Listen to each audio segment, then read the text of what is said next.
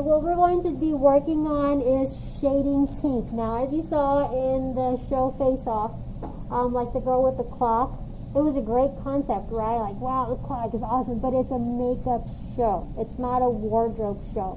So they didn't get graded on the wardrobe, they got graded on the makeup. Just like when you're able to do Skills USA, there's an aesthetics competition. You do the facials and all that, and you can do like there's a theme.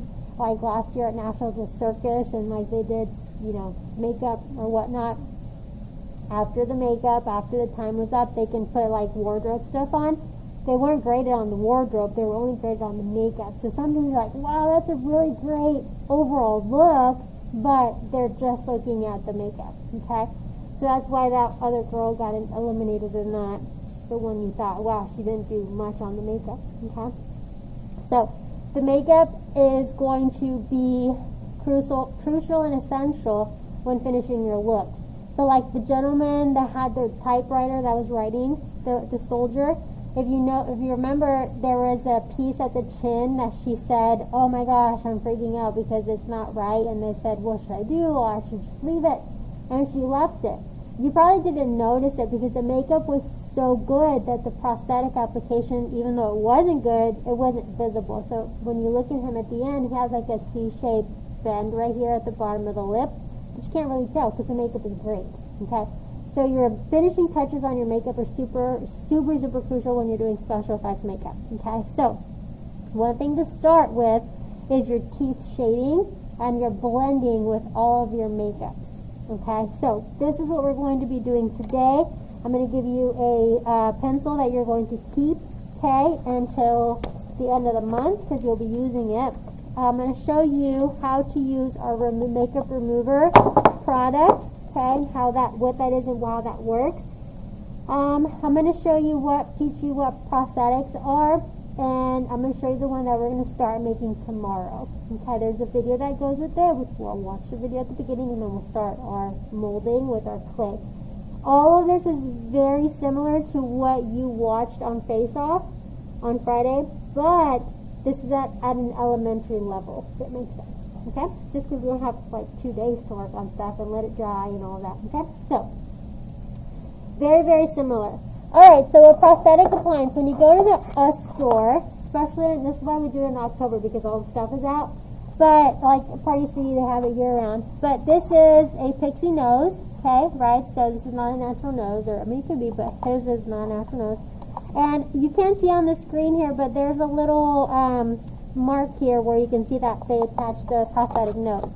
So this here, it comes in here. I'm not going to pull it out, but this one is a mouse face, right? And it's got the mouse and the little prosthetic is in here.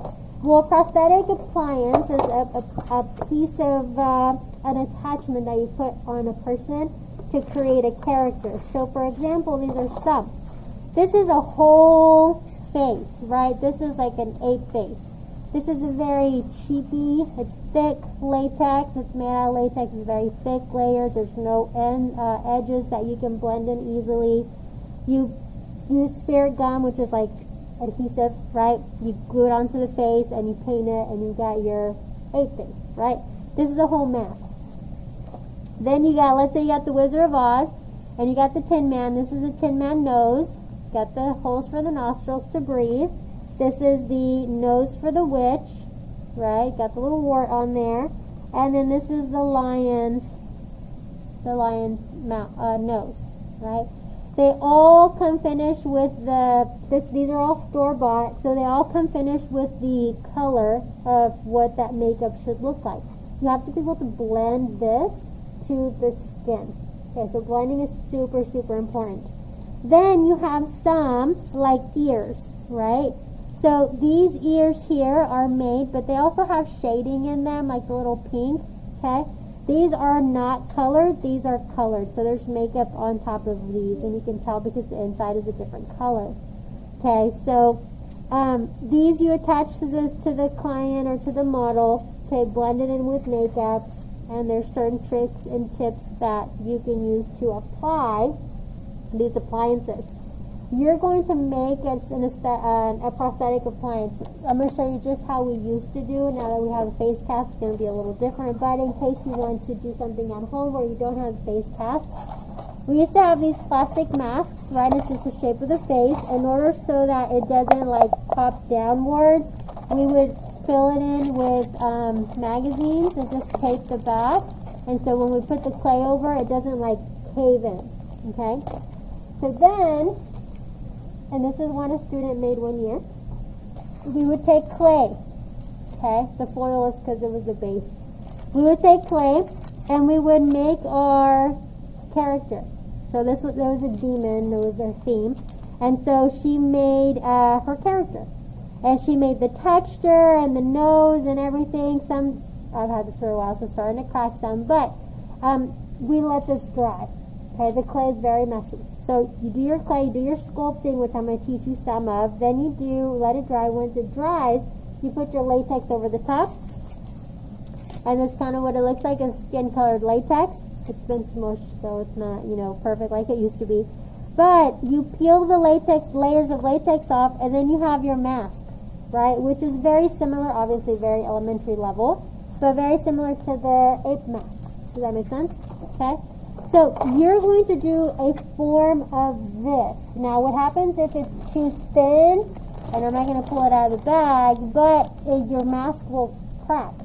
Okay, your clay will crack. So you have to make sure it's a thick enough piece of clay. Tomorrow you're going to create, and there's a video we're going to watch, you're going to create a latex appliance that is a reptile skin, a reptilian skin. So I'm going to teach you how to work with the clay. So it's the clay base. Okay, I'm going to teach you how to sculpt. So this is how to, try to use different tools and whatnot. We're going to carve out the eye. Okay. Once that dries, it takes about a day to dry, we're going to lay down our latex. Okay, this was from the bottom eye. Once the latex dry the following day, we're going to pull the latex off and then we're going to paint it. And this is where your paint job comes in with all your shading and your detail. Once it's painted, then you're able to apply it. So if that was the eye, this would be attached in the eye. So like this, right? And you glue it onto your skin. And then you have the reptilian and your whole face is green or whatever. Okay. In the video that you'll see how they make it go with the person, the character she's playing. Okay, so this is what we're doing this week. Very messy, so please be prepared for that. So, to prepare for our final, and then the makeup techniques, we're going to be using the rest of the month. So I want to get you started on it now so you can start practicing. We're going to be doing our shading. Oh, before I forget. Okay, this here, Vaseline works or cold cream works, but we have this particular one from Maron, is a very popular professional brand. This is a makeup remover cream, and it smells really good, but pretty much is similar to Vaseline. You're going to take a scoop. You really don't need that much, but you're going to take a scoop, and I have the makeup here already, so when you apply it, you're just going to go back and forth. And even if you don't want to get your fingers all dirty, if you do with your spatula, you can see that it's starting to change color because it's starting to pick up the product. So whenever you are using special effect makeup, it's very difficult to take off some of that makeup, okay? And it does not come off of clothing. It's just all over the place if you have a big mess. So see how it's starting to change color because it's picking up the product. So you just rework it, go back and forth, circular rotations. I like to use a spatula so I don't get my fingers all dirty, because it's like Vaseline, it's very oily. It's difficult to come off sometimes. Sometimes you've got to do, depending on how much makeup and what colors you're using, sometimes you have to go in with clean this off and do a new fresh set of application of product just to really get that product off. So then I scoop it all up, okay? You can definitely see the color there. I throw that away, and then I take my napkin, okay, and then I just wipe, and then you can see that the makeup is gone. Okay, it leaves a nice smell, and it leaves your skin nice and hydrated. So this particular one you can buy at the hobby store. It's $7 for 4 ounces, but if you don't have that in your budget, Vaseline works well. Okay, other things I take off makeup, special effects makeup, is makeup remover, hot water and soap. Okay, alright, so I'm going to pass around this bag here, and actually, love, if you'll grab the bag, it's on the corner of the counter. And if everybody will grab a pencil, And if you need to sharpen it, the sharpeners are also right there on the corner. Please sharpen over the top of the trash can so that we don't get pencil shavings everywhere. But if you will pick a pencil, hopefully you can find a black one. If not, a brown one will do fine. So grab one and pass it down. And this pencil you're going to keep until the end of the month. Okay, so grab pencil, sharpen if you need to, pass that down. Alright, so we're going to roll our sleeve up. Okay, make sure your pencil is sharpened. Again, if the pencil does not fit in the sharpener, take the little piece out and it should fit. They're all universal, and everybody has a Q-tip.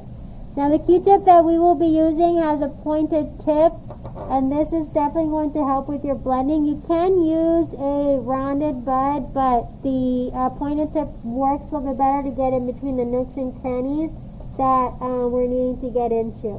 Okay? Alright, so when we're doing our shading with our teeth, the shading the teeth is easy, but it's difficult if your anatomy is not correct. So it's important to learn the anatomy of the body because, one, you're working on the body, right? If you go to the dentist, you want the dentist to know how many teeth you're supposed to have in your mouth, right? Which one to work on.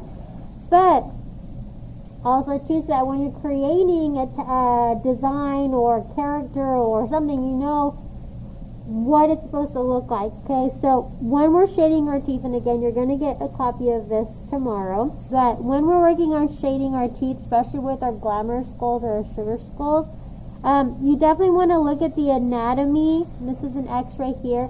You want to look at the anatomy of the human teeth. Now, if you're doing an animal-based tooth or set of teeth, then you want to look at more different kinds of anatomies depending on the animal that you're going to be working with. You can take the human set of teeth and then kind of do the fangs and sharp edges and points and tips of the sorts. That's just totally up to you, okay? But any one of these pictures will help guide you. Now, when we do our glamour skulls, especially if you're going to transition or do a glamour skull on nail art, it's very small. So you've got to be very meticulous with your lines and using very thin, small brushes.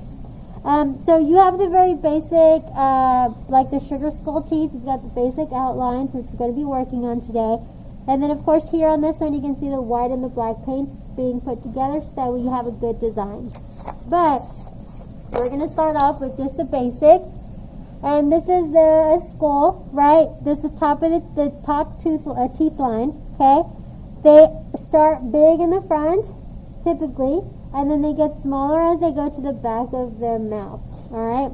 We're going to practice some shading, and then we're going to move on into our glamour skull teeth on our face chart. So, roll your sleeve up, okay? And you're going to take your pencil, and you're going to draw a horizontal line. Make sure your pencil is upright, because if your pencil is slanted at a 45-degree angle, then it's going to stain the edges you don't want to stain. Okay? You don't have to push hard, right? Because it's pencil and it's going to transfer over to your skin fairly easily. We're going to be working on the top part as if it's the top of the teeth. 9:30, ADA attendance reminder. Alright, so we're going to come in and we're going to create the two middle teeth. So, two chiclet-like teeth. They're rectangular. The ends and edges are curved. Okay? And then going to the outskirts, then they get smaller. It's still a rectangle, and the corners are still curved. Okay? Then I need you to create another horizontal line over the top. Horizontal line over the top. So you have two lines. Two lines are parallel. I know my arm's kind of sideways here. Sorry, my elbow can only reach so far. Okay, you have the two teeth in the middle and the two teeth on the outside of that. Your arm is the best to practice with because it's skin, right? Instead of doing it on your face. Okay, so in between of the teeth, we want to make sure that we are going to color in the shading. So that triangular piece, and let's say that we're going to make our teeth a little bit spaced out. So you're going to color in a little bit of the dark in between the teeth and the little triangle at the bottom where they connect. And then also on the outside, right? The way you shape your teeth is going to determine, or the way you shade your teeth is going to determine the shape of the teeth. Okay, if you want it to be more pointy, then let's do on the outer edge and let's make a V shape instead. On the last two teeth, we're going to make a V shape. So you see how that now comes to be like a fang instead of a regular tooth. Okay. So on the top part, we're going to do the same thing. We're going to shade the V shape, the in between the teeth. We're going to come in and shade that in.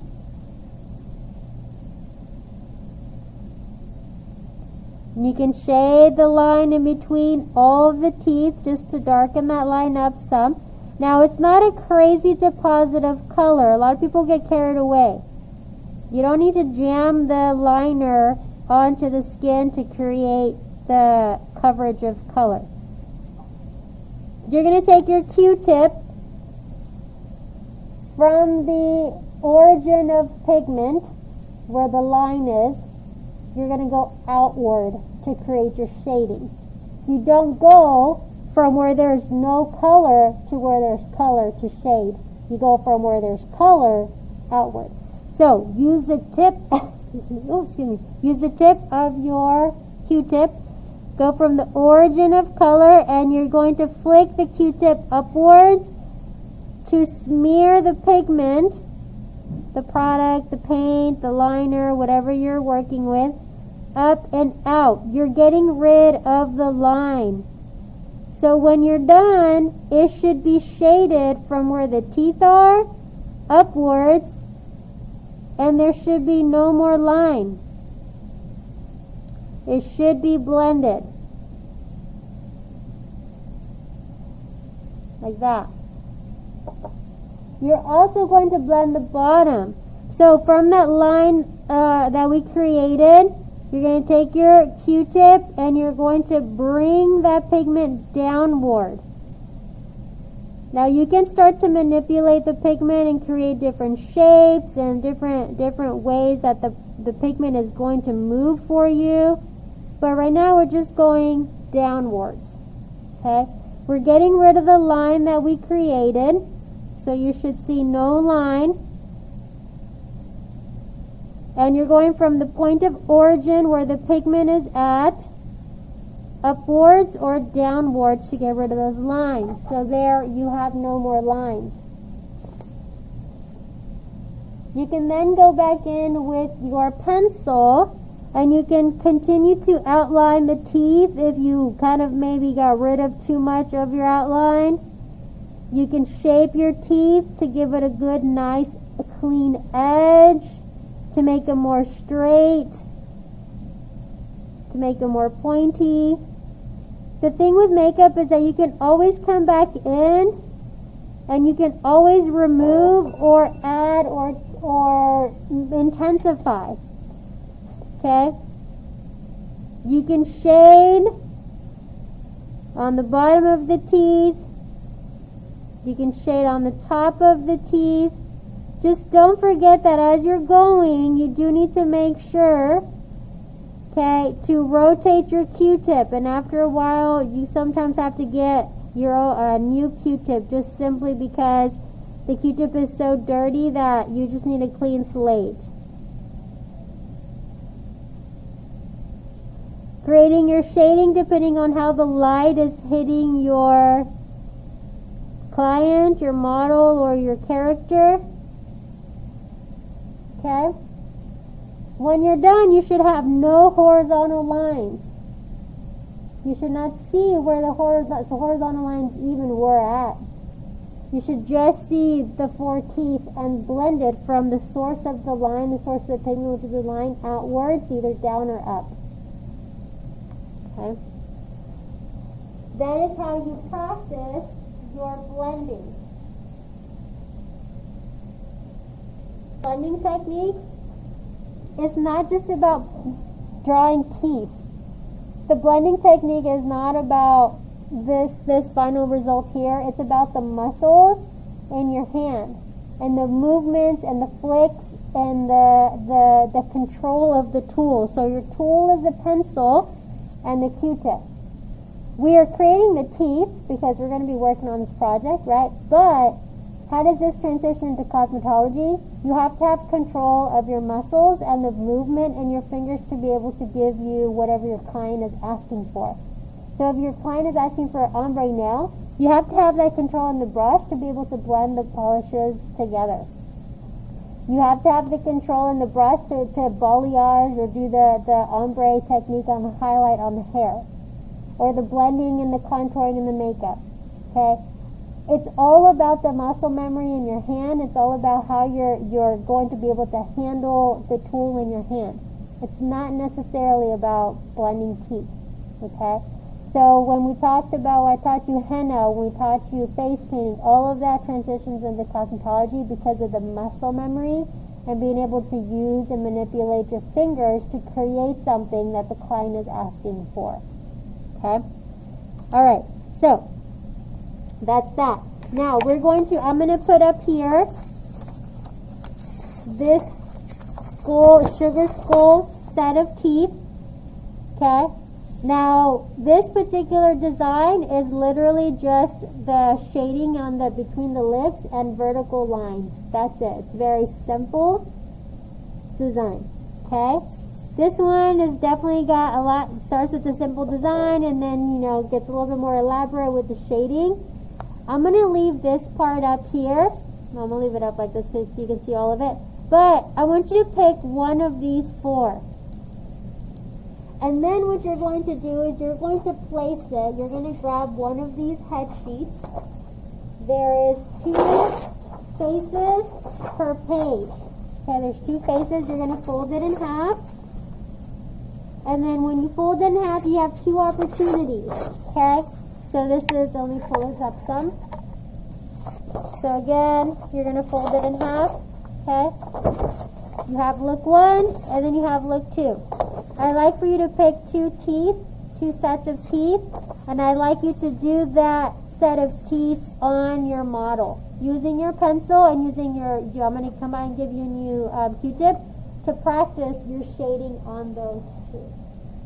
Any questions?